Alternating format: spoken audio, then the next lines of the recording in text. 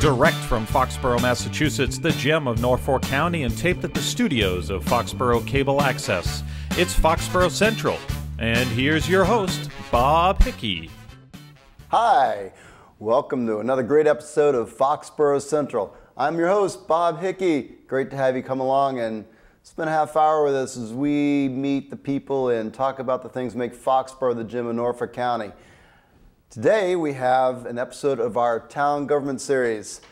We try to do something before town meetings and during elections, and anytime there's a question before the general community that would be of interest to the audience. And the audience you are, because you're all voters and you're all going to come out to vote, and at town meeting, you're all going to come out to town meeting on December 11th, a special town meeting. And at that town meeting, we're going to have a few typical things on the warrant. There's some funding opportunities, some contracts, and one of the funding opportunities that we have before us is the creation of a new turf field at the Foxborough High School. You've probably heard of Turfs Up. You've probably heard of some planned upgrades, and surely you've seen for yourself at some point over the last couple years the renovations at the high school, either in the building as a parent or a student, or through sports, or through some of their many musical events or the school plays. Well, this is the next step.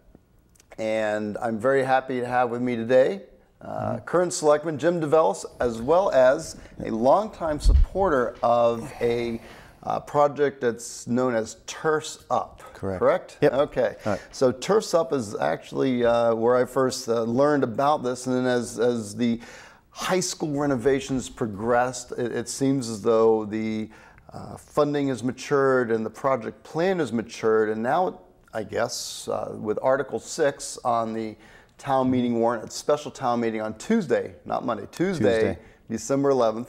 I wasn't sure if I was going to remember that, but I got it. So we can't repeat that enough times for the folks at home to get that right. We're ready to go forward then, is that right? Yeah, for Article 6, this has been going on for a couple years now, fundraising and working with different sports groups to find a location which best suits the needs. So it came together pretty nicely over the last few months, and it's, as you said, on the warrant article for a 2/3 majority vote for approval on December 11th. Now, why 2/3? Anytime that the town or a town under town government requests funds, you need a 2/3. It's not just a simple majority. So there's nothing special about this project. It's just the process that town government does. Sure. Okay, so then it is Article 6. Article 6. And it is a total funding request of $1.25 million? Yeah, the way the article is written, and it's changed a little bit, it's 1.25 that's needed in addition to the funds and the services that Turfs Up is bringing. The difference on this one is, as you had said, the school went through some renovation projects over the last couple of years. If you recall, it was a lot of the building programs, the mechanical, electrical, plumbing. It was about a $20 million project. The project is finished, and there's a surplus of about $1 million. And that's from, it happened during a good bidding environment, very diligent and hard work. When it was finished, there's $1 million left over.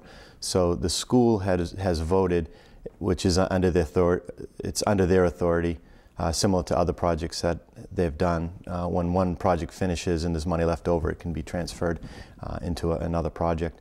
So that $1 million they want to use, and we want to use for the Turfs field project, with the understanding that it's a little sensitive, so it's on the warrant article only for $125,000. And the school committee has said that's going to be an indication if the community wants this project or not. If they vote down the $125,000, it goes away, and it doesn't move forward, and the $1 million gets used someplace else. If the community votes under the 2/3 for the $125,000, then there's a little more confidence that they can use that $1 million combined with that, plus we have about $400,000 in cash, donations, and services that Turfs Up is bringing. So altogether, that's how the project gets done. Wow. So I want to touch on that in a second, but I'm going to read this newspaper article from the November 21st Foxborough Reporter, and then we can talk about that, because it seems as though there's a different reality, and it's interesting. It's a good yeah, point. it's changed over time. So there's a lot of information It changed to the better. It to the better. Like. Yes. Yeah. So voters at the December 11th special town meeting will be asked to push the turf field campaign over the goal line by using available revenue to complete the $1.6 million funding package drawn up by school, municipal, and community leaders. The school committee voted this week to support the plan to combine a $1 million surplus from the high school renovation project with other sources of revenue to construct a lighted artificial turf field in front of Foxborough High School for use by school and community groups. As part of the project, 3 athletic fields would be moved behind the high school. Over the past several years, the Turf's Up community group obtained a $200,000 National Football League grant for construction of the turf field, raised $60,000 from residents and businesses, and added $160,000 in donated services, primary engineering, and tree removal. Under the new finance plan, which requires no borrowing, the school department will contribute $75,000 from the building use revolving account, and the town's overlay surplus account would provide $125,000. So that $125,000 is really what you're talking about. We're not going to go vote to raise our taxes by $1,250,000. No, traditionally, if you look at the initial high school project or the library, you raise your hand, you vote for it, and then there's a bond over 30 years. Your taxes raised because of that. This is money that's already in line, already in the revenue source, so there's not an additional increase for that. So the total amount of money, the true outlay, is $125,000 from the town's surplus account. Well, that's, in this day and age, I suppose, if you look at my checking account, $125,000 is more money than I would ever think of having. But in the grand scheme of things, for a community of 17,000 people, it's not an overwhelming figure. It's not a tax increase. It's not a budget cut in another area. This is what we used to call free cash. It's in the surplus account. It's available money that can be allocated for this. Correct. Similar to pretty much any other CIP capital improvement project. Correct, and that's what's happened in the past. If you look at the public safety building, some of that had money that was left over from the Ahern and vice versa. So the capital money went at the end. There's no project that comes out exactly, so there's always hopefully some left over because you can't go back the second time. Well, Mike Leary did a great job in the school committee. And, they did. And past finance director Paul Jackson was a great leader with ensuring that the school's ducks were in a row financially and with the oversight. And Bill Yuckna, of course, longtime building committee chair and really a super, very knowledgeable. The right man to have on the job, obviously. So it seems like you've got some really good people, some talent that's making this all work together. It seems, yeah. When you can finish, and I do work in a lot of different towns, and more often than not, you're at the end of the project and there's not enough money or something was left out. But my experience with the projects that have come through, and certainly you were on the selectmen and the public safety building and the Ahern and the high school. It's a pleasure actually watching the projects, coming to fruition in a positive way. Positive way, done beautiful, long-standing structures that are going to be there for, to meet our community needs and growth. So we don't want to be shrunk before completion, and I think the public safety building is a great example of something that's built to meet our needs for the next 30 to 50 years. And obviously, getting back to the turf project, turf is the way to go these days. I was at the Thanksgiving Day game, and I believe you were too, yes, and they have a beautiful turf field over there. It's truly a I don't want to say it's because it's Mansfield, and of course I would never say anything intentionally. No, I'm just kidding. But the field, the physical field is just a top grade playing surface, and you have to look at that and compare it to, I don't want to say the technology, but just the way things are going. And Gillette Stadium converted over to a turf field from grass. Everybody likes natural grass, but now you look at, and I know that NFL venues are not high school, but it's what you see on television. Sure. This is not your father's AstroTurf. This isn't the ball bouncing over the pitcher's head at Three River Stadium and landing in center field. Those days are gone. Right. This isn't gratefully. There's many brand names out there, Real Turf, True Turf, but issue here is that it becomes more than just a field that can be used on 6 dates. It becomes a true multi-purpose, multi-use facility. So I assume there's support from the school department. Tell me a little bit about the school department support and why. Yeah, let me back up a little bit. When this started, it was really simply a bunch of coaches and parents that saw the need at the youth level. You've got sports that weren't around a generation ago. You've got lacrosse, and they've got 2, and some teams 3 levels for each grade that are coming up. So you got boys and girls, 2 and 3 teams, and there's just not enough fields. We have one lacrosse field. Huh? There should be enough, right? We can't use it. You know, and that's the kind of joke. Deb Giardino and her roundtable at the recreation police these fields, so if there's a little bit of rain, everything's canceled. And you know, arguably rightfully so, because it allows the fields to be in the good shape that they are. Right. But the flip side is, early in the spring season, there's so many games that are canceled, the practices that are canceled, and then you compete against towns that have the turf field. Franklin's putting their 4th turf field in right now. And they're, you know, people in our league, the Hockomock League, have 1, 2, 3, and some now going on to 4 fields. Foxborough, for whatever reason, kind of missed the boat years ago when people started investing in this. So you've got the new sports, you've got sports that are 2, 3 seasons deep, which used to only be 1.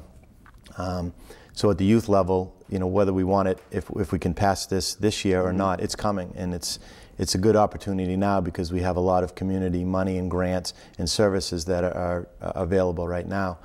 So when we went to the high school a few years ago and said, well, we want to bring this in, are you in favor? They said absolutely, and they saw the positives. And then we went to the selectmen at the time and said, we're going to bring this into town, and it's going to go on town property. Are you supportive? And they said yes. So we've been working hard towards that goal. It was always envisioned, we had a group of probably about a dozen people from all different parts of town look at about a dozen different locations. You know, the Payson Road area, behind the IGO school, all different places at the Ahern, and even private land. And hands down, it came back to the high school, because if this is truly a community field, it's not going to be used just by the high school, but all the different sports. You look at, you know, soccer, it's a perfect fit because they have soccer fields behind the field, and they do the Foxborough the Memorial Day Cup there. You look at football, you know, right now they're busing at the high school over to the Ahern. And it was a real concern, people getting in buses for the cost, but also getting in cars and going over to the Payson for the lacrosse teams. You know, kids just piling the cars. It's an issue, but you know, we deal with it from the late 60s when they made that decision. So now we have an opportunity to put everything together in one place. So the high school looked at it where it was going to go behind the high school, and they loved it. They asked us to take it a step further and see how it would fit with the track and the bleachers. And that's what people are calling phase 2. It's not on the books now, but it's an opportunity to look at this rather than just putting it in, looking at it from a master plan, so you're not ripping things up later and you're not scratching your head a few years saying, you know, who put this field here? If it was moved over 20 feet, it makes a lot more sense because we can put a track in. So we looked at it behind the high school, and there was some concerns that, one, it would kind of get sucked up by just the high school because it was out of sight, out of mind, and it wouldn't be a true community field. And then there were other issues with parking. It was kind of removed from everything, and security.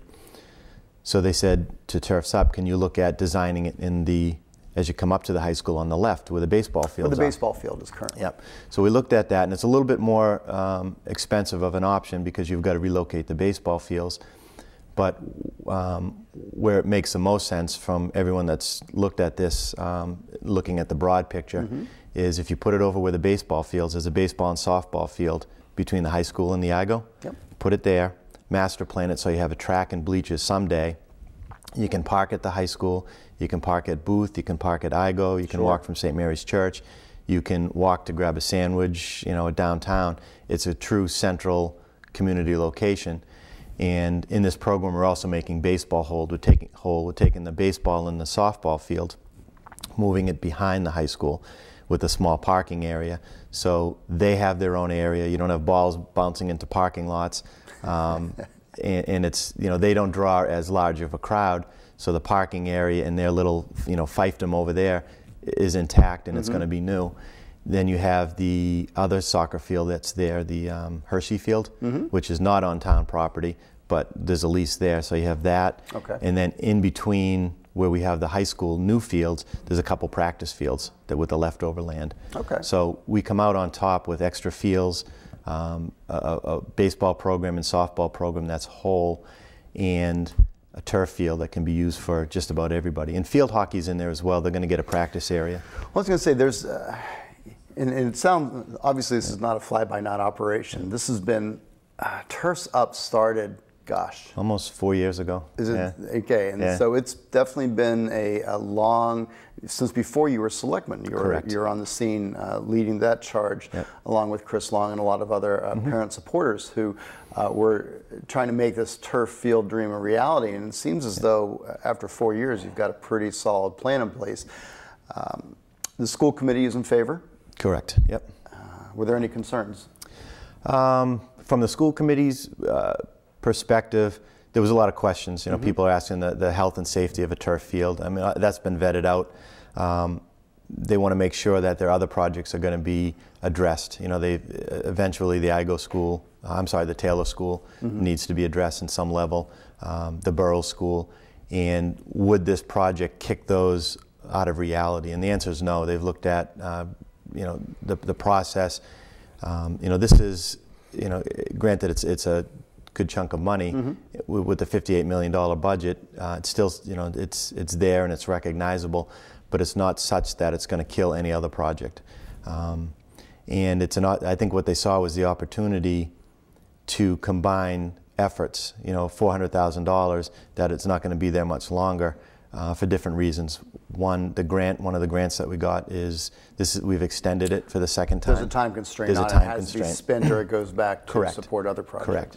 So in my experience, what I've seen on many towns, they'll look at a school project and they'll look at the high school or one of the middle schools, and because of the state programs, they'd knock down the school and they would renovate, they would not renovate like we've been doing. We're pretty conservative. They'd actually build a brand new school, and happens, you know, all the surrounding communities. Part of that project, you get new parking areas and you get new athletic facilities. Foxborough's never gone in that direction. Right. So, you know, we've put the money from the school perspective into the schools to maintain it, so they've never qualified to be knocked down. But the flip side, they've never qualified to get new athletic facilities. And that's why a lot of the towns have brand new, nice facilities, and Foxborough's lagging behind. Yeah. So I think they saw those programs aren't coming back. They've dried up, and there's no grants or state projects to do that anymore. So to take $400,000 plus all the engineering and master planning and make it as easy as possible for the schools, I just thought that was a good opportunity that they wouldn't pass up. Well, you know, if you look at it from a return on your investment, the town is being asked to spend $125,000. And the return is a project of, you know, just doing some simple math here, that works out to 1.5 million more or less. Correct. So it's a great return for the small amount. And given that there's no tax increase, it would seem as though it's a no-brainer. But at the you know, point when it comes up before town meeting vote on Tuesday, December 11th, and we'll all see you there. There are going to be some questions on the floor as to what other projects are being bumped aside, but you say the school committee has already looked at it and there are assurances there. The feeling is that this is the right time for this project, especially given that some of the funding is going to revert back to its originator. And so if we don't do it now, the project becomes really more expensive, not the usual one where we say, well, inflation will cause prices to go up, which is true, of course, but in this case, there'll be money taken off the table if we don't approve $125,000. Yeah, and so that's why now is the time when it has to be done. Unless someone wants to step up and write a check later and do it. I just don't see it happening in the near future. Well, you've been doing fundraising for this for 4 years. How likely do you think that's going to be? It's very unlikely. And the other thing that, you know, Deb Spinelli did a great job explaining it to the selectmen the other night. You know, people are looking at this as a school project and focusing, okay, the school budget and the school buildings and all about the school. What's pointed out, and it should be pointed out loudly, this is a community project. So, you know, a lot of the youth soccer, youth lacrosse, youth football are not sponsored by the school, but they're going to be using it. So the school's doing their part the Turf's Up has done their part, and the community needs to look at it not just as a school project, but the whole town-wide project. I think that's a key piece here. So, in sports, it's no longer just football, and then soccer came on the scene. Now it's field hockey, soccer, football, lacrosse, and these are all competing for valuable playing space. This field it will be under the control of the school department, but it will be available to all the other groups, and so there'll be mixed use, and there are going to be lights.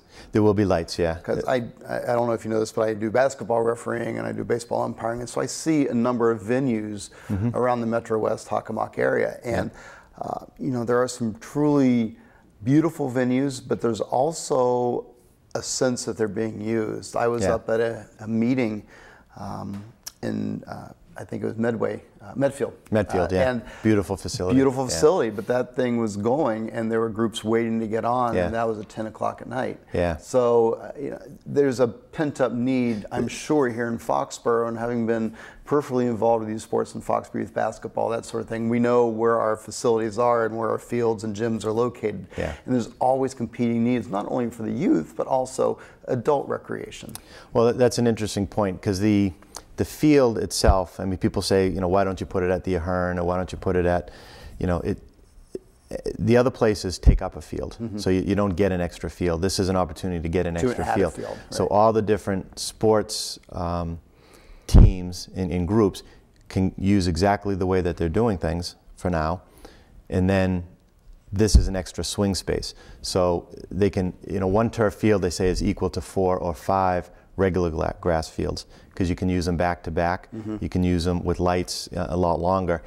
And you know, with the regular grass field, you've got to let it rest. You can't go hour to hour between the watering and the fertilizer and the man-top power. They said 30 to 40,000 a field per year is what you should be spending to keep that field. You know, should. Yeah.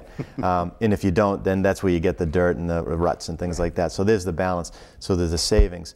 What I've seen in other towns is there's a pent-up demand for the adult groups, the men's soccer, the women's soccer, that pay, and they pay dearly for a few hours, hundreds of dollars an hour to use a turf field. So that is a source of revenue.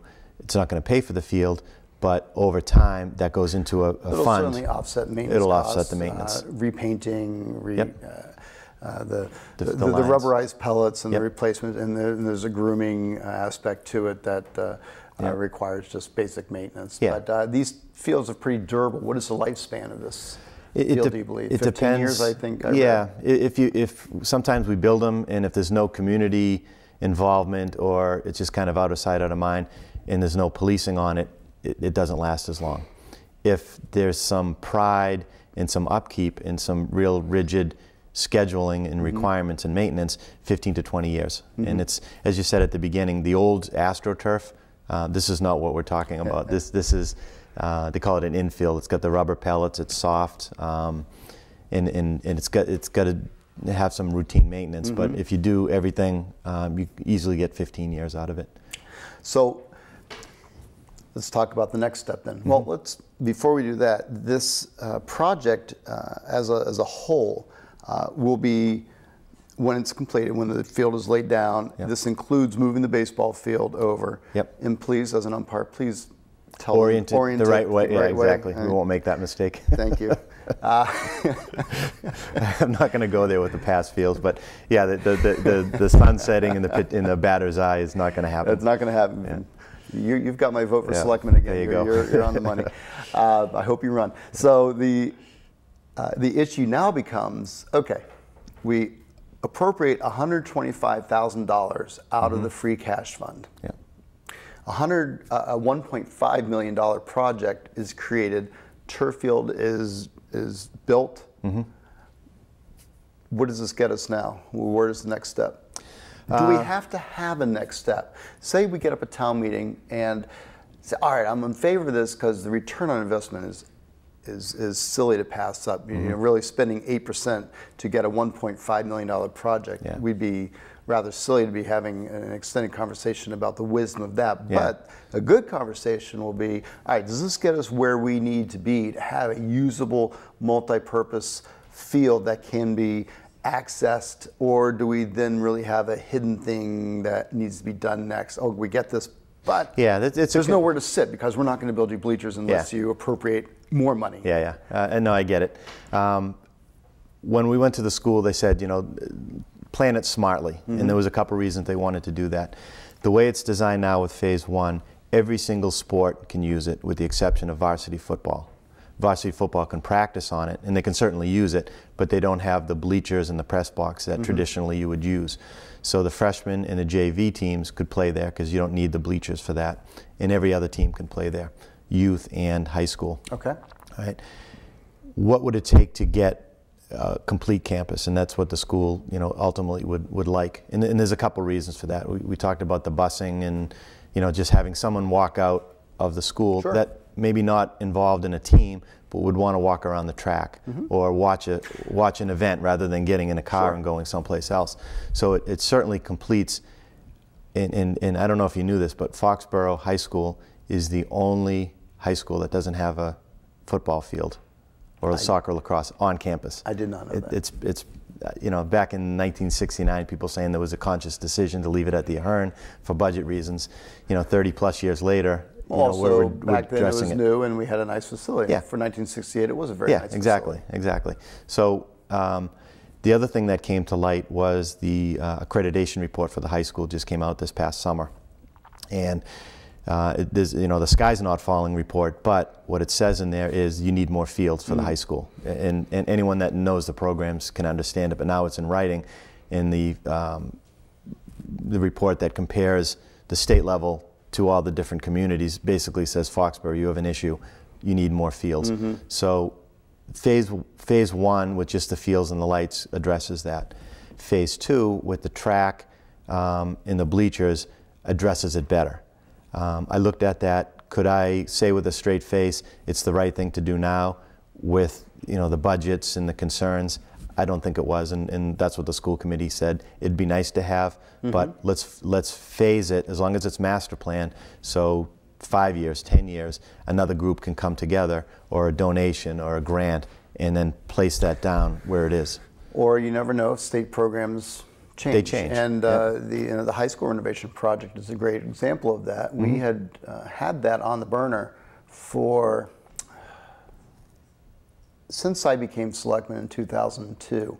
That was a project that was hanging but waiting for the right financing plan or opportunity. And the state had correct me if I'm wrong, but it was a pretty significant reimbursement program for school renovation projects. And then that funding dried up with the 2002-2003 budget crisis. I think that was almost 90 cents on the dollar. It was incredible. And we were taking advantage of that. The Ahern is a beautiful renovation project. The high school is a beautiful renovation project, but the high school project had been planned. We had many issues where we were struggling with, I believe the science lab was not accessible and had a lot of issues, and the school itself had modern ADA issues that just weren't being met. And we knew that they needed to be done. The project had been developed, the plan had been presented and approved at the state level. But then when the funding, for lack of a better term, dried up, it was put on hold until the revenues allowed the state to honor their commitments. And then that's what happened, and that's how that project, and I suppose this is the last bit of that revenue stream. From the past high school project. From the past high school project. So again, this is a $125,000 request from our revolving fund, from our free cash. Free cash, yep. And it's not new state funding, and it's nothing that can be taken away. So we've been reading in the paper lately, and we've been, everybody watches your meetings, I'm sure, at home. And if you don't, you really should be watching their meetings at home. Thanks, Bob. And if you don't, you can always catch them on www.fcatv.org, because Foxborough Cable Access volunteers, Frank, you're a good man, go to all your meetings and tape them for the town to be able to watch at their convenience. And so it's great demonstration of community access. but it also shows that a lot of thought and work has gone into this project. So as we're talking about a field, this really is a mature project. It's a funded project. And for folks who have youth, kids in sports, it's, you know the need. But for those of us who don't have kids in youth sports, it's a matter of community, and something that we really should be doing for our community, for our youth, and for future generations. And I think that's, to summarize that, it's an investment in the community. And whether if you don't have kids, or your kids are older and gone, if you go to some of the sporting events, you can see the community coming together. I mean, Mansfield was a great opportunity on Thanksgiving. Always great. Turned out well for us, right? but but take the time and see. Without a community field, can we get by? Certainly. Would it be a lot better in the long run for the generations to come? Absolutely. So I think we're asking people to look at the broad picture, and not just the pennies on this one. Last word. So, if I can look at the field from a broader perspective, certainly Turf's Up. The cash and the grants and the sweat equity that's going into it. It's an opportunity which I don't think a lot of the other communities see, because Foxborough has a lot of volunteers and they have a good community base. If this is passed up, I think it would be a shame not looking at the big, broader picture in the context of a community project and what it would do to for the community. So it's going to be tough. It's a 2/3 vote. It's not just a simple majority, and it's on a Tuesday, December 11th. So if you have an opportunity to come out, ask questions, raise your hand, and then vote on it. I think if this thing goes through, we're going to design it very quickly. We'll get it out to bid, and we can construct this in the spring. Wow, that's fast. Yeah. That's nice. Selectman Jim Devellis, Bob, thank you very much for coming Appreciate in. your time. And thank you, everybody, for spending the last half hour. And remember, special town meeting is Tuesday, December 11th. It's very important that you come out. It's important for the way our government works to ensure that we've got a quorum, and it's important to you as a taxpayer and as a citizen to make sure that your voice is heard and you have an opportunity to have a say in what happens today, tomorrow, and in the case of this turf field, for the next 15, 30, 50 years. Yeah, very good. On behalf of all the volunteers of Foxborough Cable Access, I've got Deb Storrs and Betty Travers behind the cameras, Lauren Bitar behind the glass. I'm Bob Hickey, your host. I want to thank you for taking the time. If you would like to see a replay of this, log on to Foxborough Cable Television's website at www.fcatv.org. And if you have any suggestions for a future program or would like to be a guest yourself, please feel free to contact us at Foxborough Cable Access at 543-4757. By the way, this has been an inaugural town government series. I hope you've enjoyed it and I hope you learned something. See you at town meeting. Take care, Foxborough.